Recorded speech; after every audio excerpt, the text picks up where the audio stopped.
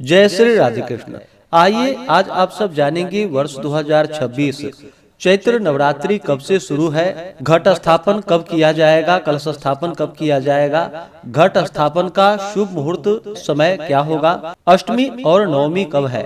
तो आइए जानते हैं इन सबों के बारे में। चैत्र माह शुक्ल पक्ष की प्रतिपदा से लेकर के नवमी तिथि तक माता नव दुर्गाओं का पूजन किया जाता है। चैत्र नवरात्रि से ही, जो कि हिंदू पंचांग के अनुसार नूतन वर्ष की शुरुआत मानी गई है। आप सभी भक्तों को चैत्र नवरात्रि और नव वर्ष की ढेर सारी शुभकामनाएं।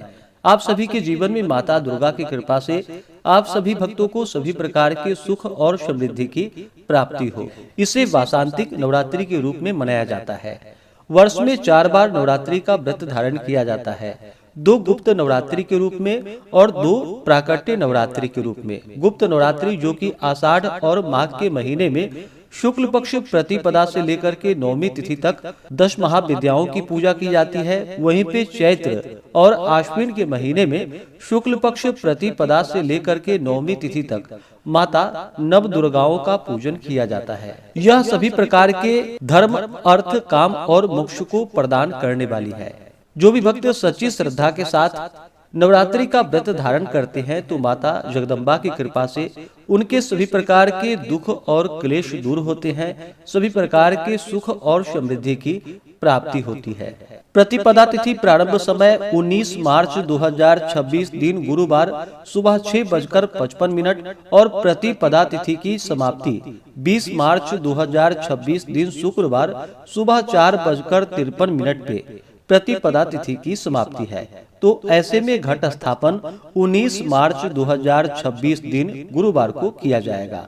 इस दिन सूर्योदय का समय सुबह 6:04, सूर्यास्त शाम 6:09 होगा। राहु काल का समय दोपहर 1:36 से दोपहर 3:07 तक होगा।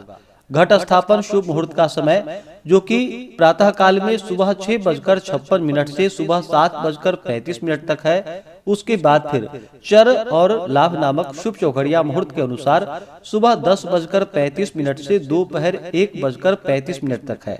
अभिजीत मुहूर्त में घट स्थापन का समय जो कि सुबह 11:42 से दोपहर 12:30 तक होगा। और फिर शुभ अमृत चर नामक शुभ चौघड़िया मुहूर्त शाम 4:38 से रात्रि 9:07 तक होगा। इन शुभ मुहूर्तों में जो कि घट स्थापन का कार्य आप संपन्न कर सकते हैं। विशेष करके घट स्थापन, माता का आवाहन और विसर्जन, यह सब प्रातः काल में ही विशेष शुभ फलदायी माना गया है। तो विशेष करके सुबह के समय में ही या अभिजीत मुहूर्त में आप घट स्थापन का कार्य संपन्न कर ले।